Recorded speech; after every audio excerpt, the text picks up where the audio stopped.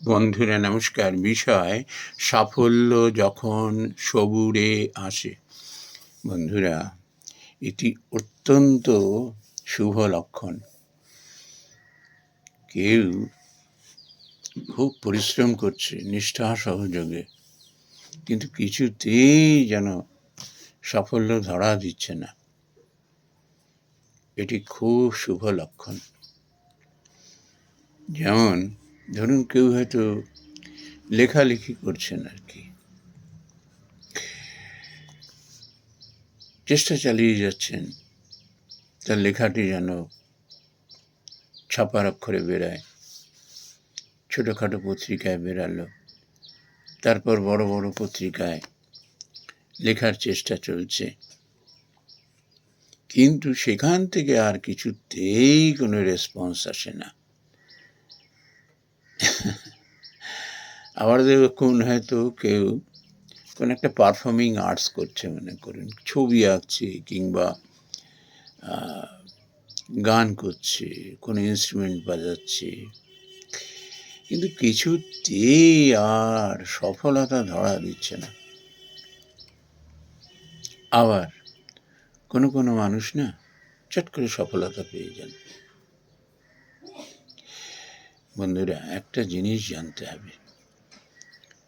ওই যে আমি প্রথম যে উদাহরণটি দিলাম, যে লিখছি কিন্তু কিছুতেই আর কোনো সুপ্রতিষ্ঠিত ভালো পত্রিকা থেকে আর রেসপন্স আসছে না, তার লেখা ছাপছে না, মনে মনে একটু ক্ষুণ্ণ হচ্ছে।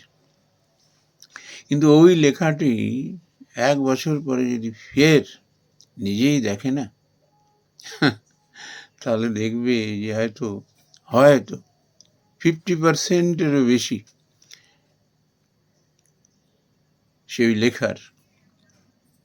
লেখাটিকে এডিট করে বসে আছে নিজে নিজেই। আরও একটু অপেক্ষা করলে বোঝা যাবে যে আরও সে এডিট করলো। এই করে দেখলো 75 ভাগ, মানে 4 ভাগের 3 ভাগ অংশই লেখাটি সে নিজে নিজেই 1 কি 1.5 বছর পরে সে এডিট করে ফেলেছে। তখন নিজেই আফসোস হয়, বাকি লেখাটি ছাপা হয়নি। এই ছাপা হলে ওরে বাবারে বাবা, কি দুর্বল লেখা! ছাপা হতো ঠিকই, কিন্তু লোকে আমার দৌড় বুঝতে পারত। বন্ধুরা, আমি প্রথমেই বলেছিলাম, যখন সাফল্য সবুরে আসে সেটি কেন ভালো লক্ষণ, তার কারণ ধরে নিতে হবে। ভগবান চাইছেন একে প্রতিষ্ঠা দেবে,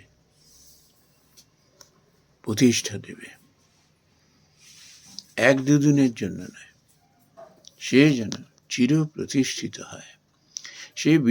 যে বিষয়টি নিয়ে সাধনা করছে সেটিতে তার যেন সাফল্য আসে, সে সাফল্য যেন তার উত্তরোত্তর বৃদ্ধি পায়, তা যেন সীমিত না হয়ে যায়, ম্লান না হয়ে যায়। এই যে সবুর করতে করতে, সাধনা করতে করতে, তখন সে না ভগবানের এই মহিমাটি বুঝতে পারেন, যে কেন তাকে এত কষ্ট দিচ্ছে, এত কষ্টের পরও কেন তার মনোবাসনা পূর্ণ হচ্ছে না। তার কারণ হলো, তার মন থেকে ভগবান চেয়েছেন পুরো আসক্তিটুকু চলে যাক। মান সম্মান, নাম যশ, অর্থের প্রতি তার যে বাসনা, সেটা একেবারে নির্বাসিত হয়ে যাক। তখন হয় কি, সে তখন নিজের দিকে তাকায় না, এটি করলে পরে আমার নাম হবে, যশ হবে, সমাজে খ্যাতি পাওয়া যাবে, সম্মান পাওয়া যাবে, লোকমান্যতা পাওয়া যাবে, সেদিকে তার ধ্যান থাকে না। সে তখন দেখে, আমার এই সাধনা, আমার এই চেষ্টা মানুষকে কতখানি উপকৃত করবে, মানুষকে কতখানি আনন্দ দেবে। তখন তার সেই দিকে ধ্যান থাকে, অর্থাৎ তার কর্মের প্রতি, সেটাকে কতখানি পারফেক্ট করে তোলা যায়, শুদ্ধ করে তোলা যায়। এ বিষয়ে একটা আমি উদাহরণ দিচ্ছি।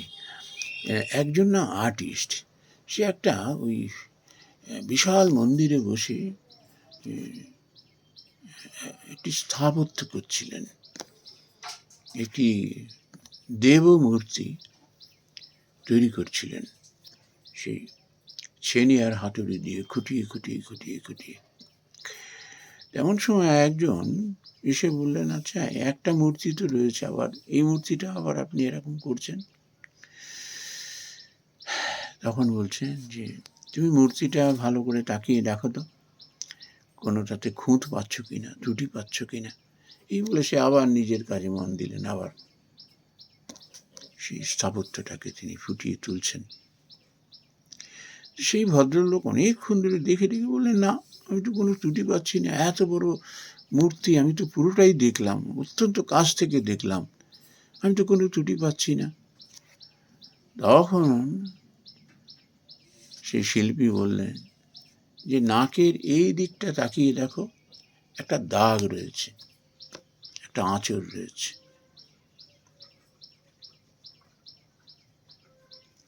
সে তখন বলল, ওরে বাবা রে বাবা, এ তো অনেক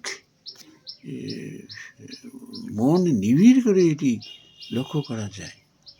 বলে এই জন্য আমি সন্তুষ্ট হইনি, মূর্তিটাকে আবার আমি তৈরি করছি। বলে এই মূর্তিটা কোথায় স্থাপনা করা হবে? উনি দেখালেন, প্রায় মানুষজন দাঁড়িয়ে সেই মূর্তিটা যে দেখবে প্রায় 10-15 হাত দূর থেকে। ওরে বাবা, আমি কাছ থেকে আমি সেটি লক্ষ্য করতে পারলাম না এই ত্রুটি, আর এত দূর থেকে কী করে এরকমভাবে লোকে লক্ষ্য করবে? তখন বলে, কে কি লক্ষ্য করলো সেটা তো বড় কথা না, আমার তো চোখে ধরা পড়ে গেছে। আমি এই ত্রুটিপূর্ণ জিনিস তো আমি আর উপহার দিতে পারি না। ঠিক মানুষের মন না এরকম পারফেক্ট হয়ে যায়, তখন তার সফলতা বিফলতার দিকে মন যায় না, যে সৃষ্টিকর্মে তখন মেতে থাকে। এমন মানুষই তো স্থায়ী হয়, এমন মানুষই তো সমাজ তথা দেশকে, একটা মানব জাতিকে কিছু দিয়ে যায়, যে চিরকাল সে বুকে আগলে রাখে তার সৃষ্টি এবং শিল্পীকে। এই জন্য ভগবান না যখনই শহুরে সাফল্য দেন না, তখন জেনে রাখতে হবে যে তার ভাগ্য সুপ্রসন্ন, ভগবান তাকে তার দায়িত্ব নিয়ে নিয়েছেন, আর চিন্তা নেই, আর চিন্তা নেই। নমস্কার বন্ধুরা।